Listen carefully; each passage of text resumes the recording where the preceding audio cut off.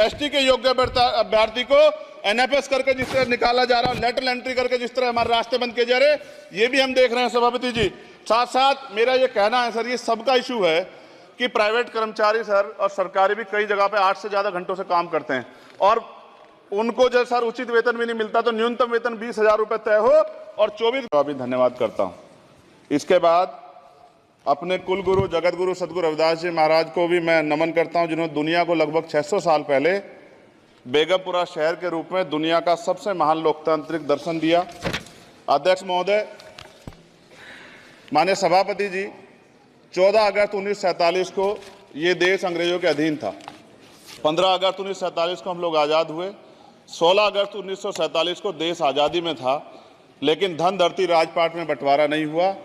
जो साधन संसाधन थे उनमें बंटवारा सही रूप से न होने के कारण एक बहुत बड़ी आबादी सुविधाओं से वंचित और सम्मान से वंचित रह गई।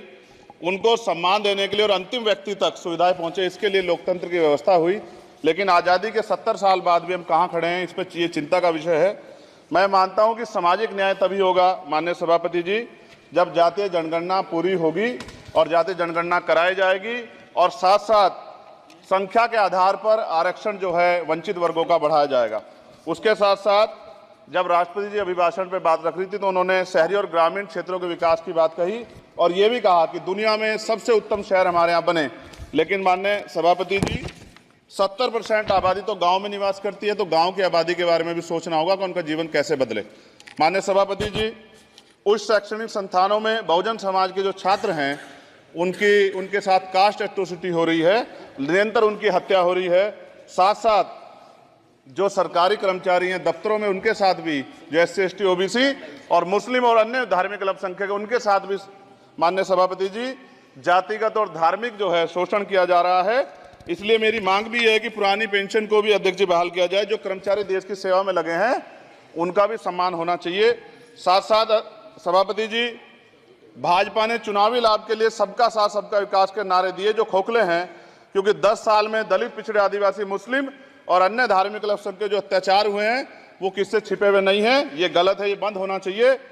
सभापति महोदय जी, महामहिम राष्ट्रपति जी के भाषण में निजी क्षेत्रों में SC ST OBC को रिजर्वेशन देने का कोई उल्लेख नहीं हुआ है, जो कि आज चर्चा का विषय, क्योंकि 98% प्राइवेट सेक्टर है, 2% सरकारी सेक्टर है, तो 98% प्राइवेट सेक्टर में भी हमारी हिस्सेदारी की बात होनी चाहिए।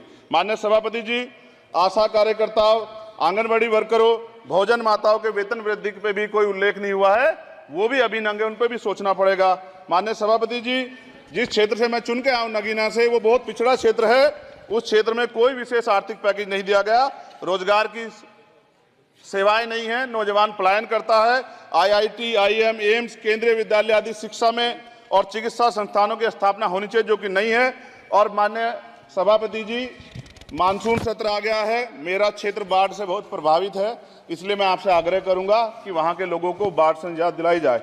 माननीय सभापति जी, चीन हमें आंख दिखा रहा है और लगातार हमारे देश की सीमाओं में घुसपैठ कर रहा है, इसलिए अग्निवीर योजना को हटाकर पुनः सेना भर्ती शुरू की जाए और साथ साथ भारत की सबसे प्राचीन व बहादुर रेजिमेंट में से एक चमार रेजिमेंट को पुनः बहाल करा जाए, ऐसा भी मेरा आपसे आग्रह है। माननीय सभापति जी, पिछले सारे प्रधानमंत्रियों ने मिलकर जितना कर्ज लिया है उससे दुगना कर्ज हमारे वर्तमान के प्रधानमंत्री जी ने लिया है। किसान अगर अपना कर्ज माफ कराने के लिए जाता है तो लाठी झेलनी पड़ती है, जबकि सरकार